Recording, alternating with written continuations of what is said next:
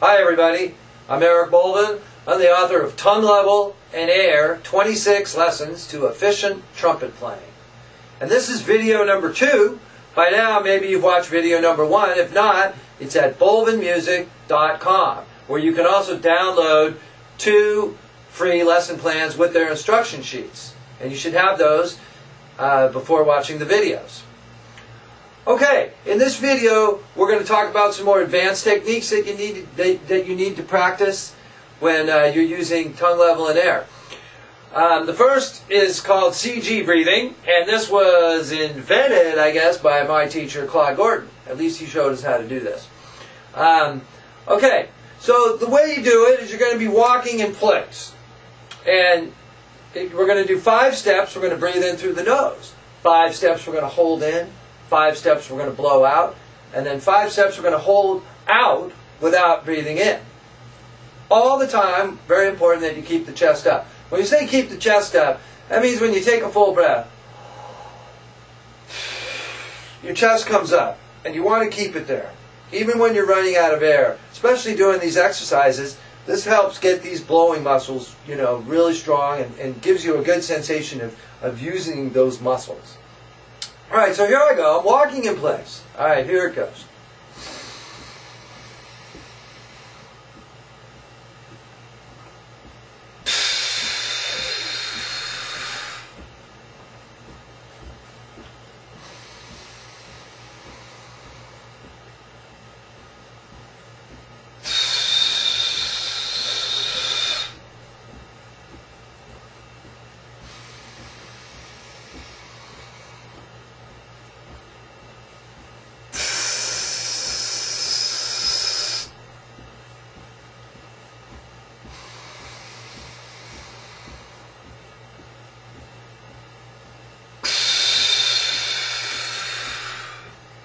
Okay, that's it. Notice I'm going like this. I'm just trying to keep really relaxed. You want to keep your shoulders relaxed, especially. A lot of people tense up their shoulders when they take a full breath. You want to relax your shoulders. There should be no tension. Your chest comes up. These muscles are a little bit tense. They're, being used.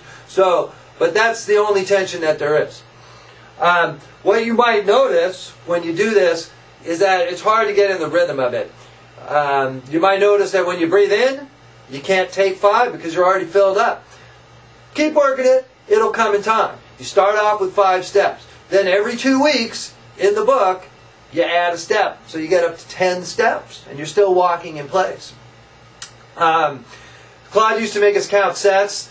I say do 5 minutes at a time and you're in good shape. Alright, now I'll just show you 10 steps just to show you that it is possible. Okay, here I go.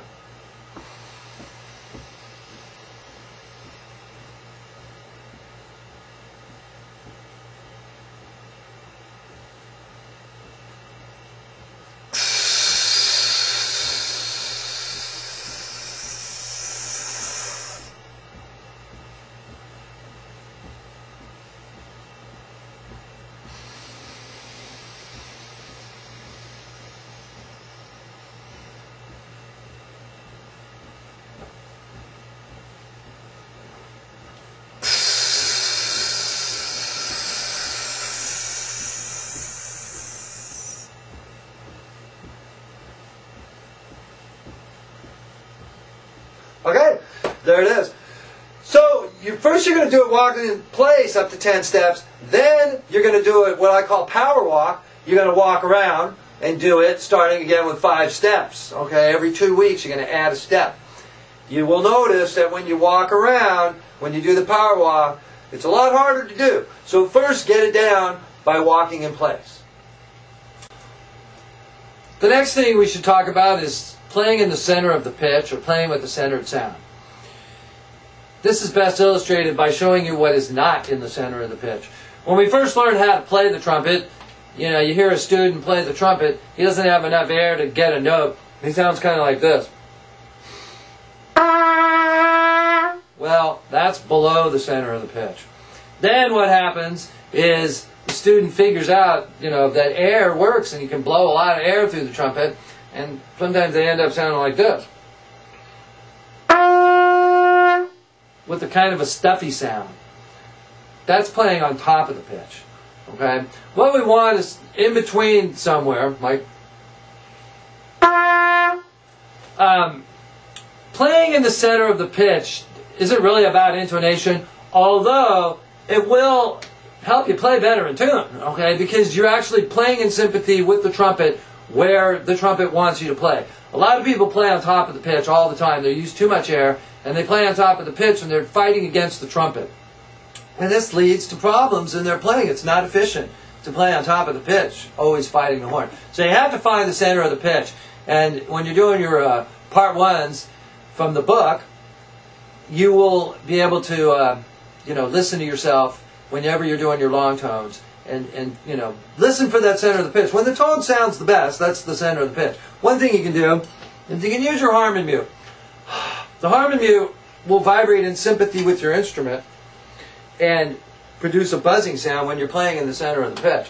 What you want to do is bring it out of the center, below, above, and find where your center of pitch is, like this.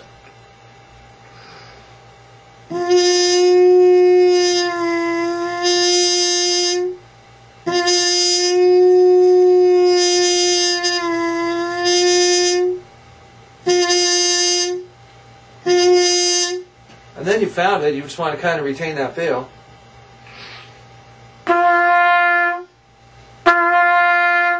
And so you get a pretty good tone when you find the center of the pitch. That's simply it.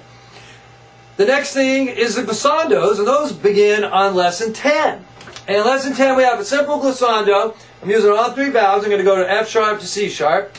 And I'm going to hit all those harmonics in between. There's only one harmonic. Okay? But it should sound like this. It's kind of like, a bad slur, but really you want to just gliss through the internal harmonics, like this.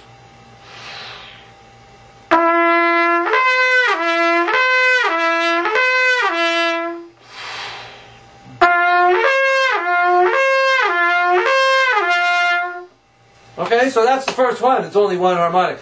Then we keep on, adding more distance to the glissandos. Eventually, you're going to do an octave. It'll sound like this.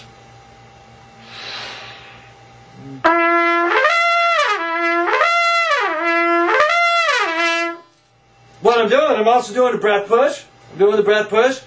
You're looking at the lesson plan there. It says air. That means do a breath push. I'm doing that. I'm thinking E, okay, with my tongue. Let me do that again, a half step higher.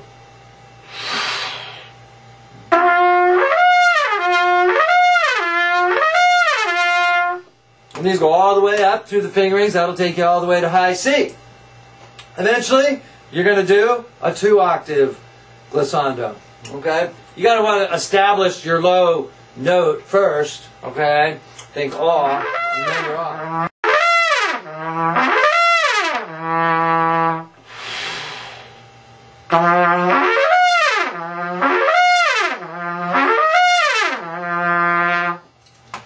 Okay? So those are how to do the glissandos. Work those. Those are great for getting your tongue level and air working together. Next in lesson 18, there's some trill exercises that are pretty cool. This is how the first one would go. You start off slowly.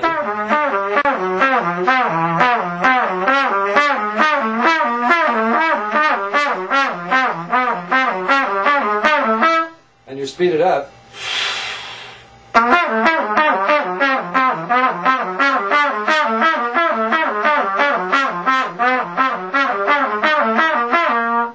Okay? And then also, in that same lesson, we start on C sharp.